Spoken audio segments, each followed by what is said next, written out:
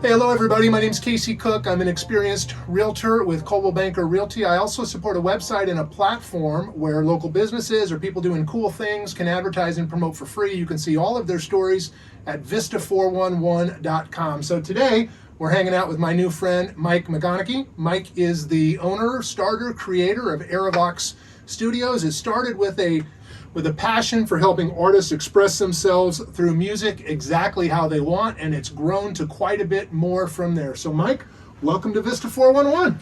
Thanks for having me on. So Mike, why don't we start with then, tell me a little bit about Eravox Studios, what you do, and you know, kind of how you got started.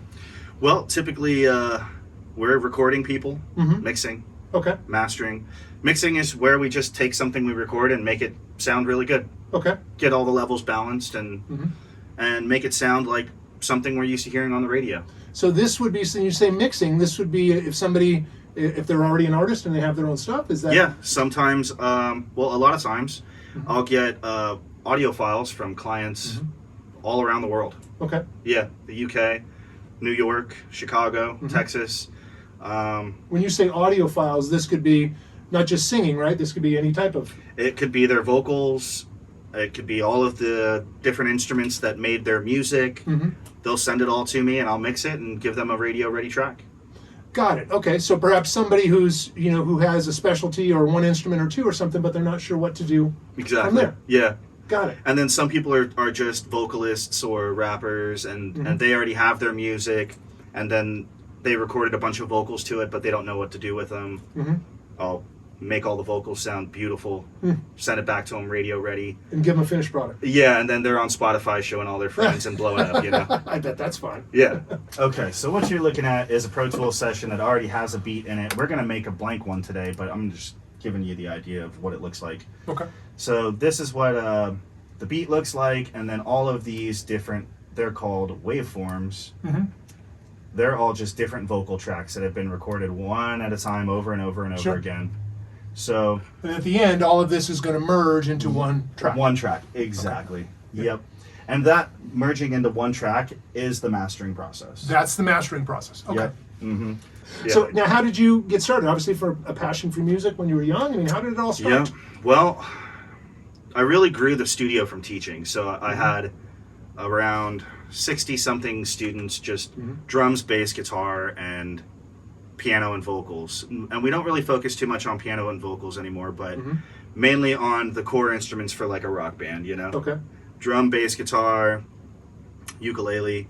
Ukulele? And, yeah. Yep. And then I got to the point where I had so many students that were so talented, and I had been recording my entire life.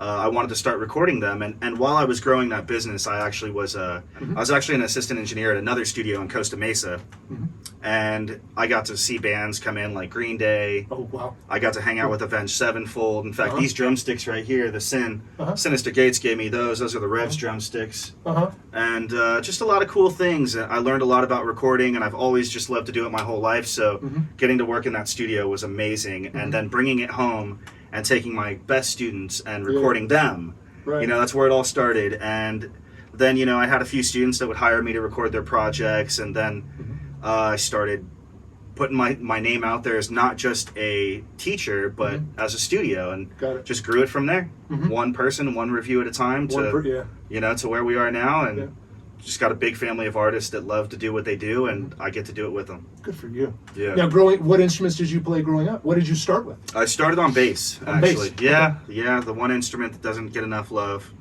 Anybody in particular, or a few in particular, maybe that inspired Absolutely. Yeah. I was really into this punk rock band called MXPX. The singer's name is Mike, and he played bass, and so I'd locked into that, and I just had to do that. So started writing punk songs, and then started recording myself on tape. And was listening listening to my recordings, my cassette tape recordings, in the car on the way to school. So that's where it all really started for me. And then I was playing drums. How old were you then? By that time, I was probably 13. So started in a punk rock band around 13, making your own music. Yeah. Now, did you take any formal lessons at that point? I had a really cool teacher. His name was Ryan Crampton. He's still teaching, actually. Shout out to the left-handed drummer. Check him out on Instagram. He's a cool dude. Yeah, and he recorded my band, actually, when I was 13.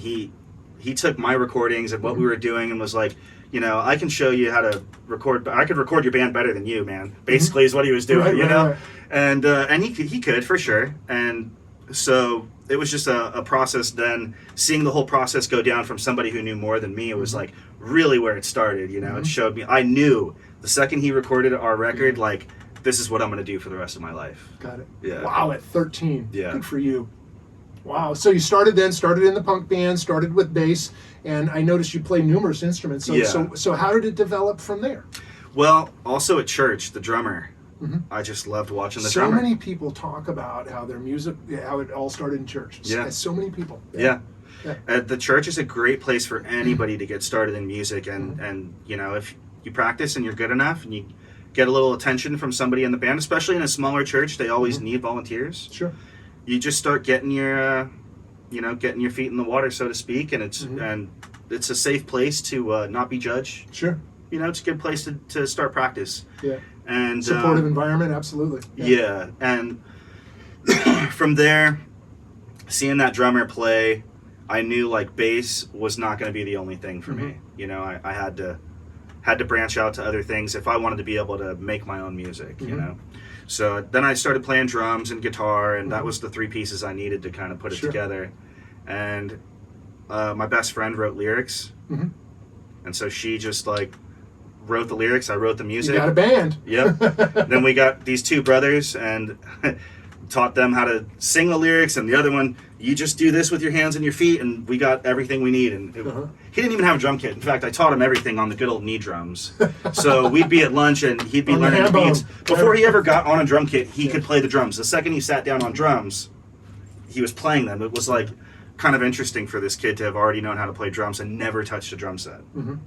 So I don't ever set all my sessions up like from scratch. Basically, like I was saying, the second that they come in, everything is set up, and part of my setup is just bringing in something that's already been mixed and mastered, all the settings of that, and just starting from that. Starting from something I know works, and then I tweak it to like fit that person's voice, and that makes sense. Yeah, that kind of thing. So wow. So at that point, then you had everything. Yeah. Right. You had everything for a band. So, and was this still the punk rock band, or did you? Yeah, this is the punk rock band. This is the punk rock band. We got that band put together, and then we went and recorded with my music teacher. Got it. Yeah, and all of my friends started taking lessons with him. Your music teacher loved that. He did love it. Had so much fun. I was kind of a little rebel at that time, so I think that he had to exercise his patience with me, but he definitely might have a hard time saying he didn't love it. He had to.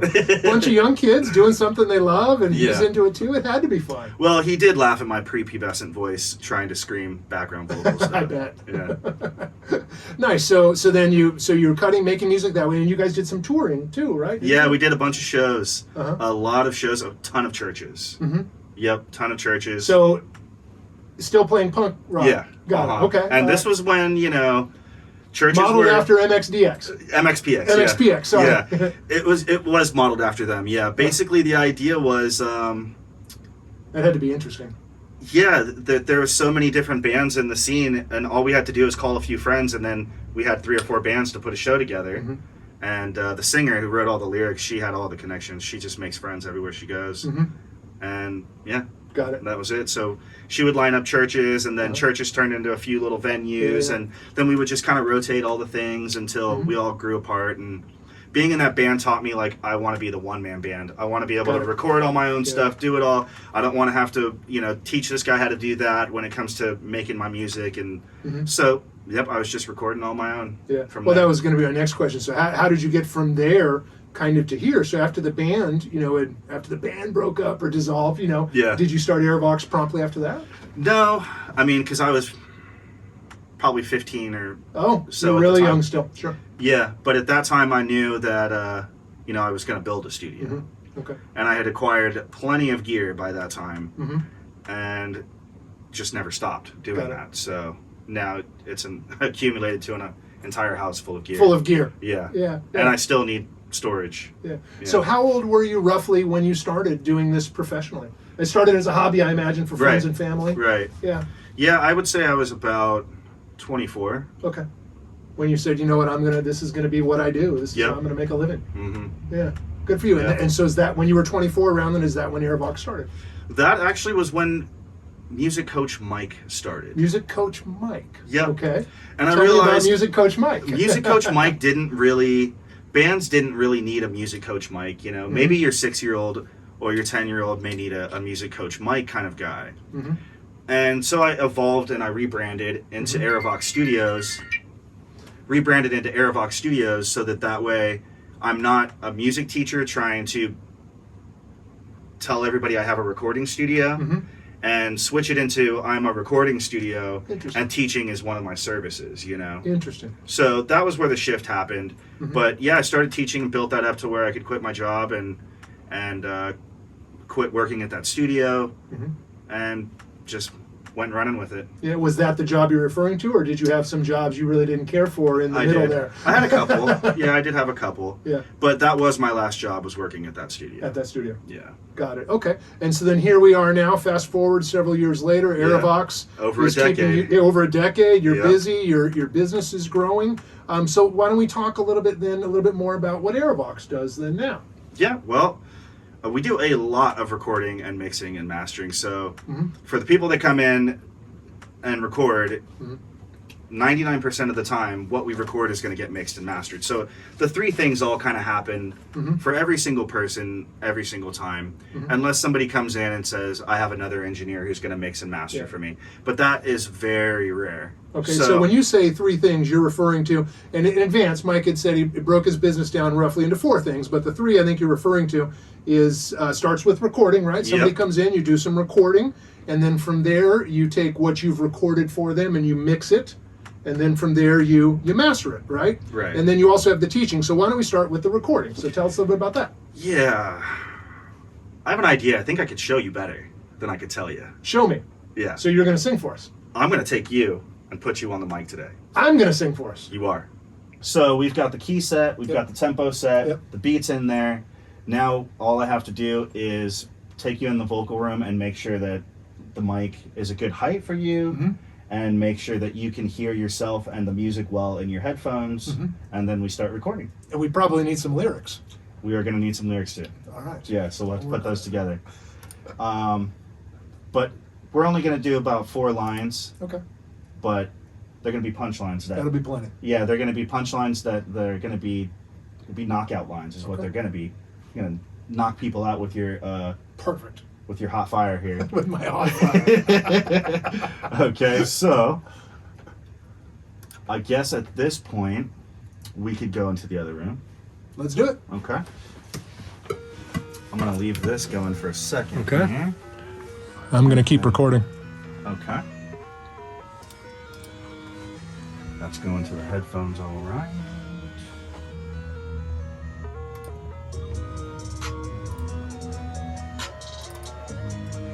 Okay. And this is the level of the beat going into your headphones there. Turn this up just There you a go. bit. Okay. Let's go on into the vocal room.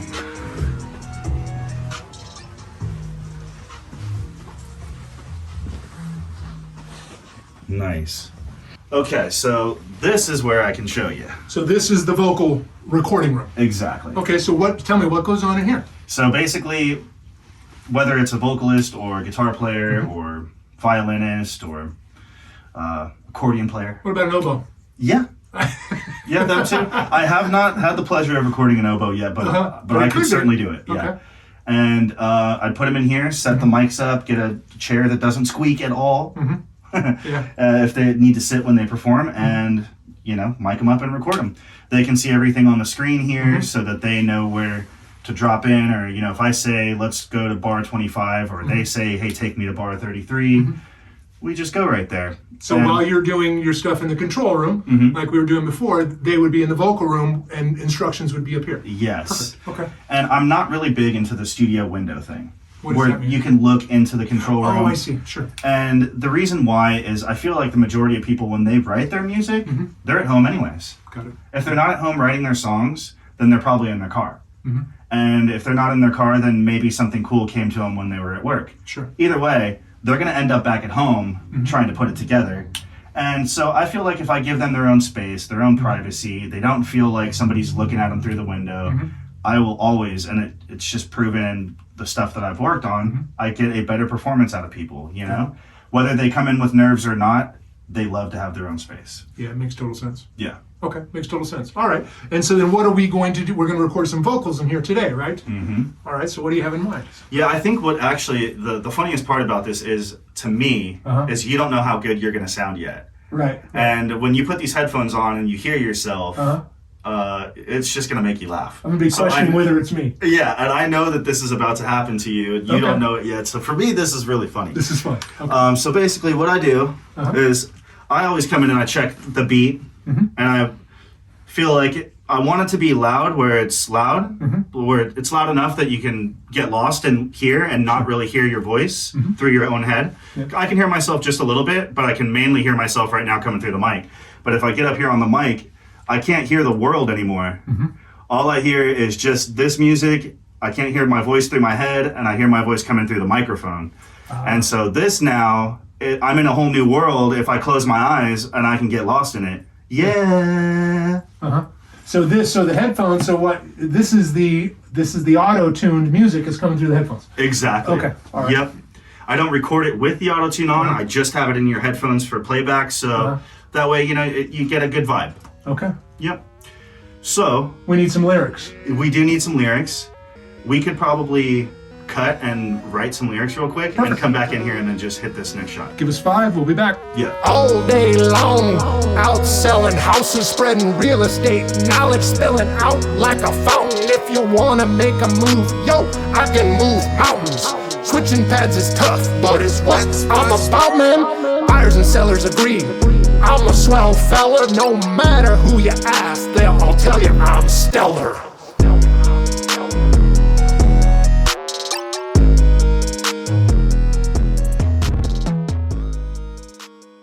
Okay, so we're back now in the control room, and we're going to hear, at least I am, for the first time, what our track sounded like. Exactly. So, I'm moving just a couple of these little intro guys to the beat a little bit better there. That's the cool thing about editing. You can move all kinds of stuff around. And this reminds me of editing video. I mean, it's the same thing. Yeah, I can see you moving the tracks around and timing. Yeah. Just nothing to look at here, unfortunately, other than just the waveform. No How much of this, I guess it depends on who the artist is, how much of this you have to do after they're done. Right. That's exactly it. And so this will be pretty quick. Let's turn this up. Casey Cooke.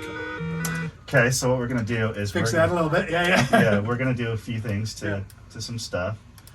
And we'll duplicate this guy. It was kind of a raspy rapping voice just came out of me. I noticed that all of a sudden you did get into that raspy tone. Yeah. And I thought that was kind of cool. He's doing he's got a voice he's doing now. Like, kind of. Yeah. He's making a sound. This is sick. I was making a sound. We're finding Casey the rapper today. And to think I didn't even know that when I got up. It's crazy. My mind is blown just as much as yours is, I'll tell you what. And you do this regularly. Exactly. And I was thinking to myself, like, what is this guy going to say when I say, you should rap today? Is he going to look at me like I'm crazy and tell me, no, I came here to interview you, Mike? Or is he kind of crazy? Yeah, exactly. And he'll go for it. And I was hoping that you were the right kind of crazy. You were kind of crazy, too. Yep. I definitely have a little bit of it in there. Yeah. So that's the sound of autotune doing its magic. Casey. Oh, so it's auto-tuning as you're doing that. It's already auto-tuning it, and what I'm going to do is take these notes that you sang in the intro here and put them to exactly the note that we want them. Casey Cooke. So that's you with no auto-tune on your voice. That's me with no auto-tune. I sounded okay for having better than I thought for no auto-tune. Exactly. There's no auto-tune on your voice there. And so what we're going to do now is put it to the correct notes that will fit in key. Yeah, it'll be in B major. B major. So there's 7 notes to every key. And so what this is doing is allowing me to put this to only the 7 notes that belong to this key. And when you sang this note was like a little bit higher, and this allowed me to bring just that one thing down like that. So that's pretty cool, and Yeah. it won't let me snap it to anything that doesn't sound good. Yeah. It's way out of sync with that. Yeah. And I have to use my ears to make sure that we get it on a melody that sounds cool with the song. So yeah, that's good. Casey Cooke. And this one here, we're gonna just make that squiggly, Cooke. not so squiggly. Casey Cooke. And let's see how this sounds now in the track, if it sounds good up. Casey Cooke. Casey Cooke. All right, so we're gonna wrap this up. So I'm here with my friend Mike from Eravox Studios. We've gone through his process, right? I feel I have a better understanding now of the process. So just to recap, right? So with Eravox Studios, for the most part, who are your clientele? Who do you predominantly work with? Artists. Artists. And it could be any instrument, could be vocals, right? Right. Could be any instrument. Bands as well. Okay. But 9 times out of 10, well, I guess when I say artists, I'm really thinking anybody that creates music and is looking for a place to have it recorded. Could be professionally, could be as a hobby. Right. Doesn't matter if you're... Could be fun, like we just did. Exactly. Right. Do you ever have anybody come in and maybe Christmas is coming or something? 100%. And they I know want to do exactly a cool... where you're going. Yep. Somebody wants to do a cool family song. Yes, and it works out as great gifts. Yes. Like the Holdermans. Is it the Holdermans? They're the ones that are there's two that are all over social media that do crazy videos. Oh, I don't know about that. Yeah, so people could, if somebody wanted to make it for a hobby, for fun, for family, for anything like that. Yeah. Got it. So not just an artist. Could be an amateur artist, could be a professional, or for fun. Our client base is not just specific to professionals, right? It's not geared to anything. How do I word this? Any genre, maybe? It's not geared towards any genre. Our doors are open to anybody. Okay. Our client base is so vast. We have professionals that are getting paid to do music, and we have people that do this as a hobby. So, it's impossible to narrow down. It could be anybody who, like you said, for any reason enjoys playing an instrument, sings, whatever it is, and wants to take that kind of to the next level, even just for fun. Exactly. Right? Wants to see what it does. Exactly. Okay. So they can bring it into you. You will record it, mix it, master it, and then give them the final product. Exactly. I love it. Okay. So in addition to that, what we should probably cover as well is you do a lot of education, and I don't think we really touched on that. Yeah. So this has all been fun. Let's talk about the education as well. So home recording has become really popular. Sure. Yeah, there are... With the proliferation of less expensive equipment. Right, exactly. And technology is just so easy to get our hands on nowadays. Sure. So for people that want to learn how to record, mix, master, do what I do every day, we've got courses on that. Okay. And our course doesn't just cover how to record, mix, and master, but we also cover how to build a brand, build a business, and get your name out there. So business courses as well, not just the technical side, the business side. Exactly. Okay. It's all tied into the masterclass we have that revolves around creating and releasing music. Okay. Building a brand, and from the ground up to do exactly what I'm doing here today. Right. Somebody who wants to, if they have their own music, they'd like your help with that, or if they want to make their own, produce their own, do the mixing, you can teach them how to do all that. And then in addition, now if they want to learn additional instruments, or somebody looking for music lessons too, let's chat about that a little bit. What types of music lessons do you get? Well, we do drums, bass, guitar, ukulele, and all ages. All ages. All skill levels. Okay. Yeah, it doesn't matter if you've been playing the guitar for 10 minutes and never seen one in your life, or if you've been playing for 10 years, I guarantee that I've got something that I can show you that will transform your playing and take you to the next level from wherever you're at. Got it. Yeah. And what's cool about if somebody's working with you is obviously they could do their guitar, their sing, and then you could come in here and throw down some hot beats. Exactly. Exactly. You've got it. You've got it figured out. They'll know what the end product. If they want to become a rapper like Casey the rapper, right? You could take them from playing guitar all the way up to rapping and mix it all together. Exactly. Exactly. Yeah. Make sure you guys stay tuned for that Lil Casey. We know. Lil Casey. I have a feeling this is not going to be the last Nobody's Lil ever called Casey me track. Lil Casey before. So hey, I appreciate this. Thank you very much for your time. I've had fun. I've learned a lot about you. Those of you out there, if what he's doing is interesting, come check him out. We'll post all of Mike's social media, all of his contact. Give him a ring and check him out. Thank you for your time, bud. Thank you. all day long. Out selling houses, spreading real estate knowledge, spilling out like a fountain. If you wanna make a move, yo, I can move mountains. Switching pads is tough, but it's what I'm about, man.